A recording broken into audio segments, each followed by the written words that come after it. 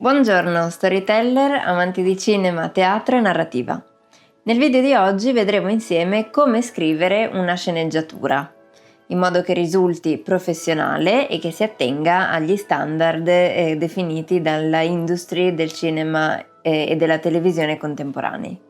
Infatti ogni sceneggiatura, ogni scena e ogni elemento che compone ciascuna scena devono essere formattati e impaginati in un determinato modo, in modo da ottenere un documento che risulti chiaro, semplice e facilmente consultabile e che mantenga la proporzione tra numero di pagine della vostra sceneggiatura e minutaggio poi del film una volta che sarà stato girato. Infatti, grosso modo, una pagina di sceneggiatura equivale a un minuto di film.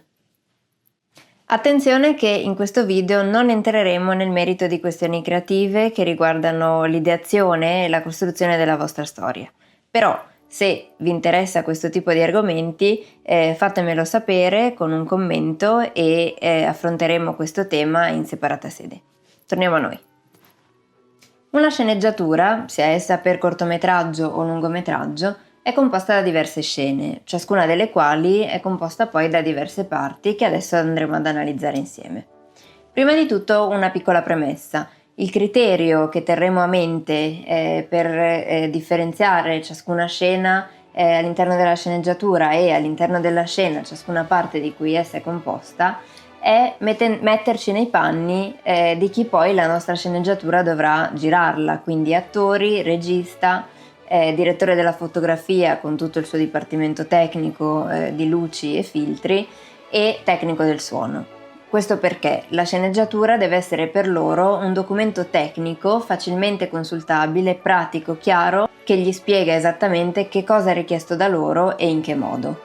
Abbiamo detto che una sceneggiatura è composta da diverse scene, ma dal punto di vista dello sceneggiatore, mentre sto scrivendo la mia sceneggiatura, come faccio a sapere quando finisce una scena e quando comincia quella successiva? È molto semplice. Al cambiamento di location e o del momento della giornata nel quale si svolge la mia scena, cambierà anche la scena. Questo perché tutta la troupe, quindi attori, regista, direttore della fotografia e tecnico del suono, dovranno spostare il proprio setup e se stessi per adattarsi alle nuove circostanze della nuova scena. Facciamo un esempio. Se ho una scena che si svolge in un parco alla luce del giorno con X numero di attori e poi la scena successiva si svolge nello stesso parco con gli stessi attori ma al calare del sole, quindi la sera o la notte, tutta la troupe dovrà aspettare che cali il sole perché per la scena che si svolge la sera o la notte saranno necessari diversi input, intanto un'illuminazione diversa e anche dei suoni diversi. Se, facendo un altro esempio, ho una scena che si svolge in un appartamento in cucina e la scena successiva si svolge in quello stesso appartamento ma in salotto, ancora una volta tutta la troupe dovrà muovere se stessa e la propria attrezzatura, il proprio setup da una stanza all'altra. Ogni scena si apre con un'intestazione di scena, nella quale specifichiamo il momento della giornata e il luogo nei quali avviene la nostra scena. In particolare dovremmo indicare se lo spazio all'interno del quale avviene la nostra scena è interno o esterno e il momento della giornata nella quale si verifica l'azione. Quindi può essere di giorno, di notte, di sera, al tramonto o all'alba.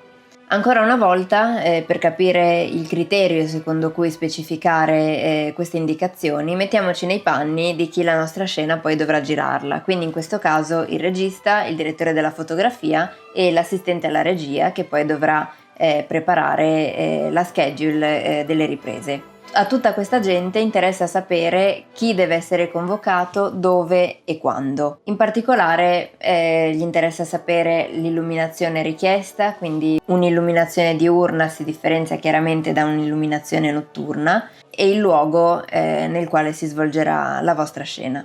Non mettetevi a specificare se la scena si svolge alle 3 del pomeriggio, alle 5 del pomeriggio o alle 12 del mattino, perché l'illuminazione in tutte e tre queste circostanze è molto simile. Ci interessa sapere se c'è luce diurna o se siamo di notte o se siamo all'alba o al tramonto. Comunque, in breve, per riassumere, ci interessa sapere tutti quegli elementi che poi lo spettatore potrà osservare sullo schermo quando vedrà il vostro film e che in qualche modo influenzeranno la percezione che lo spettatore avrà del vostro film. Inizia ora la scena vera e propria. Descriviamo quindi che cosa succede nella vostra scena, i personaggi che sono inclusi nella vostra scena, gli oggetti di scena che li circondano e come naturalmente i personaggi interagiscono con questi oggetti e fra di loro. Non occorre, anzi non si deve, soffermarsi sui pensieri dei personaggi.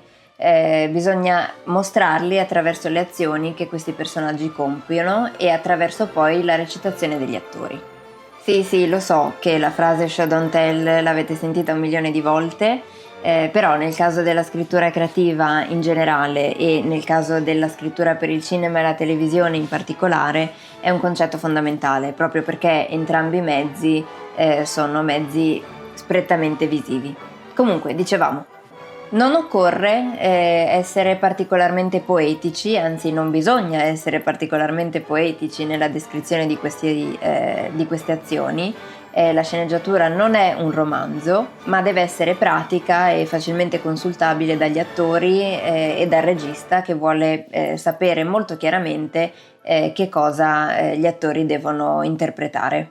Andate a capo ogni volta che iniziate un nuovo beat, ovvero un pacchetto, diciamo così, di azione e reazione, azione da parte di un personaggio e reazione da parte di un altro, e non preoccupatevi troppo delle inquadrature, perché la scelta poi delle inquadrature e quando cambiare da un'inquadratura all'altra sarà poi una decisione che prenderà il regista e il direttore della fotografia in sede di pre-produzione quando stanno lavorando agli storyboard prima delle riprese.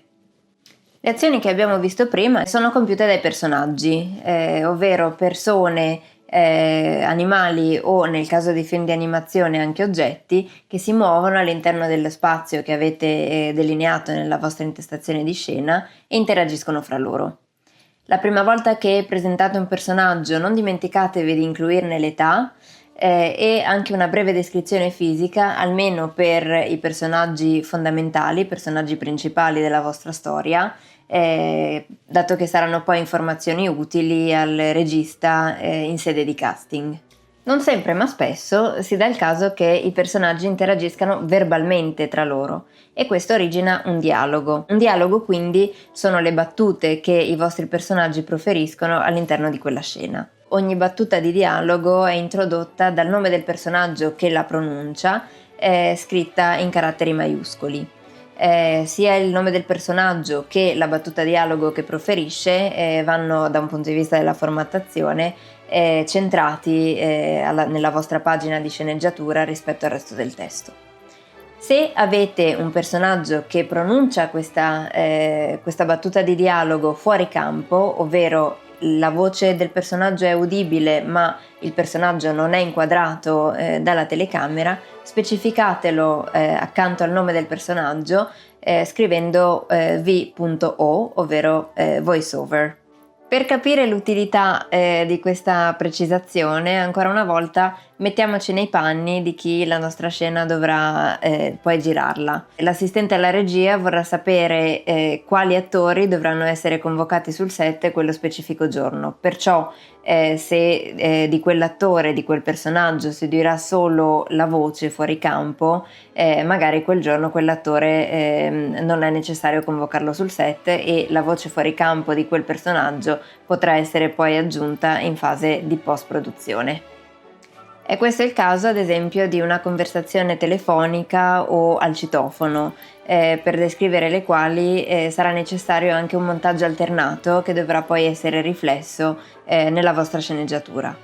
Però questo è un discorso un po' a parte, quindi fatemi sapere se vi può interessare un video appositamente su questo argomento e lo investighiamo in separata sede.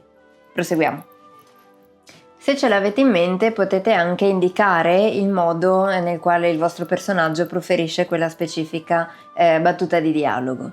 Occhio però a non scavalcare gli attori, lasciategli fare il loro lavoro.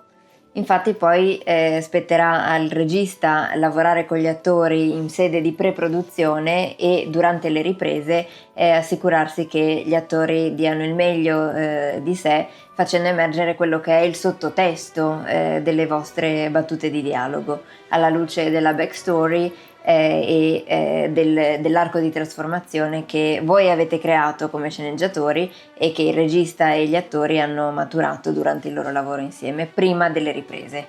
Una volta terminata la vostra scena, dovremmo passare da una scena a quella successiva e lo facciamo con una transizione, ovvero il modo in cui vi immaginate che il passaggio da una scena a quella successiva avvenga poi sullo schermo. Può trattarsi di uno stacco netto da una scena all'altra, di uno sfumato o magari di uno schermo bianco o uno schermo nero.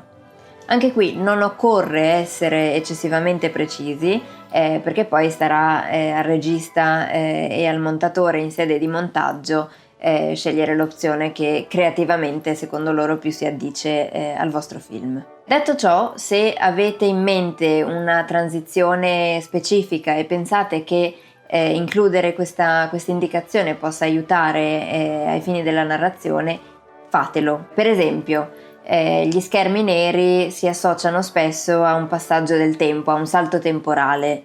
E se state narrando una storia in modo non lineare, quindi narrando gli eventi in ordine non cronologico, questa indicazione può essere particolarmente utile a un produttore, a un regista che legge la vostra sceneggiatura per la prima volta e deve ubicarsi temporalmente per quanto riguarda gli eventi narrati nella vostra sceneggiatura.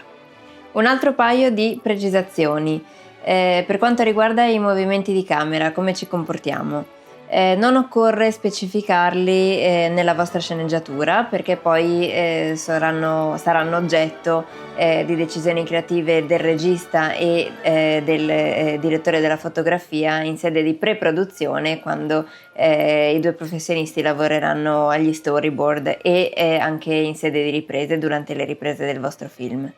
Va da sé che se per esempio nella vostra sceneggiatura avete descritto nei minimi dettagli una mano magari graffiata o sporca che afferra un oggetto, poi il direttore della fotografia e il regista si incaricheranno di dedicare a questa fatidica mano un bel primo piano, in modo che tutti i dettagli che voi avete incluso nella vostra sceneggiatura verranno poi resi anche sullo schermo. Per la musica vale un discorso simile, a meno che la musica non sia una scelta che influisce sulla percezione della vostra narrazione, della vostra storia da parte dello spettatore, non c'è alcun bisogno di includere dettagli sul tipo di musica scelto nella vostra sceneggiatura, dato che poi sarà oggetto della decisione del regista e del compositore. Abbiamo visto che una sceneggiatura deve essere formattata secondo alcuni canoni stabiliti dalla industria del cinema e della televisione internazionali. Ma ora la domanda è, come sceneggiatore, come mi assicuro che le scene della mia sceneggiatura e ciascuno degli elementi che abbiamo visto che compongono ciascuna scena sia correttamente formattato senza dover impostare a mano i margini e stabilire la formattazione? Esistono alcuni software pensati appositamente per questo. Per quanto riguarda l'uso di questi software e quali software utilizzare, vi rimando a un altro video che vi lascio qui in descrizione, nel quale affrontiamo specificatamente questo tema. Anche per oggi è tutto, grazie per aver guardato e per avermi seguito fino alla fine in questo video un po' lungo e intricato, ma ahimè doveroso. Lasciatemi un like se l'avete trovato utile o interessante e iscrivetevi al canale per altri contenuti sullo storytelling applicato a cinema, teatro e narrativa. Ciao!